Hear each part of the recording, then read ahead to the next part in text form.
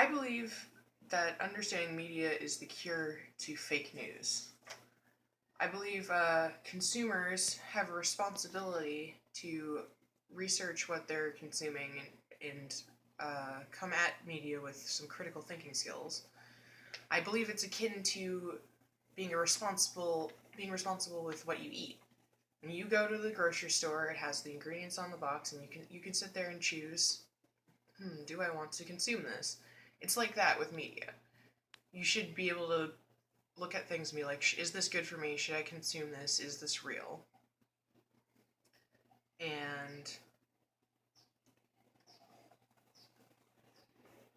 yeah, you can't always just veg out or just blindly consume things. You need some thought behind it, which like you be able to watch something, recognize the biases that are on being served to you, and be like, okay, does this bias affect what I'm consuming? How does it affect what I'm consuming? Do I agree with it? Do I disagree with it?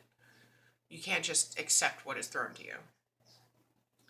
So I think if more people understood media and looked at it that way, we wouldn't have the problems we have today. It's not just on the media; it's on the consumer. The content I found the most meaningful that we learned about was learning about the War of the Worlds phenomena, the radio play that went a little out of control. I've been fascinated with that story for quite some time, since I was a teenager. I actually did a report on it when I was in 7th grade. And I also found the history of video game consoles and video games very interesting, because I'm a gamer. The thing I enjoyed learning the most about was Ralph Baer's Brown Box, but that's because it was built in Nashua, New Hampshire, which is my hometown. So, speaking of biases, the whole section, I actually had a conversation with my husband, who's filming this right now. That whole video game section kind of made me want to become like a professor or like an expert in the history of video games or something. I think that would be a very cool title to have. I don't know how you would go about getting that title. I don't know if that's even a realistic job you could get, but that'd be cool. I personally did not learning about the different kinds of television. I found it boring. I'm not sure why I found it so boring. I enjoyed learning about the radio, which is a lot of technology and stuff came from the radio that we used for television, but just something about learning about the different channels and them fight. I don't know. The videos were kind of bland to me too. Maybe they were a little old and outdated. Maybe if there was like a kind of more updated version, maybe I would have enjoyed it better. I'm not sure, honestly. It was just I didn't find it interesting. Piece of content I would like to contribute is a documentary called Earbuds. It's a documentary about podcasts and podcasting in general, how it reaches different people from all over the world, and how it kind of brings them closer together over something so silly as people talking to each other. I think podcasting is pretty important. It's not as massive a mass media as radio or TV or streaming even. I think only, according to an NPR podcast I listen to, only about half of Americans know what podcasting even is. But I also think it's important enough.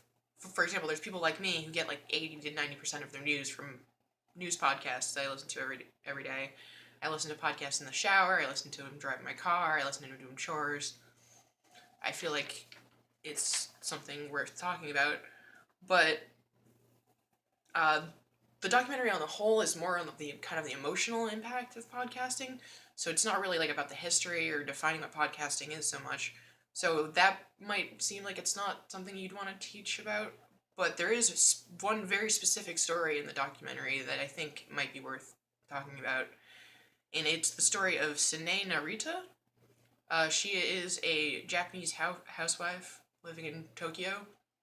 And she's a huge podcasting fan. Listens to a bunch of different podcasts, has commented, has been mentioned on multiple podcasts because she's such a huge fan that they mentioned her in the shows. And then the tsunami happened, and she didn't have any electricity, or I guess she was using it on her phone, I'm not sure, but she didn't have electricity, she couldn't reach anyone, but for some reason she still had Twitter. So she went on Twitter and she saw one of the people who runs one of the podcasts that she listens to tweeting, and she tweeted at him saying she was scared.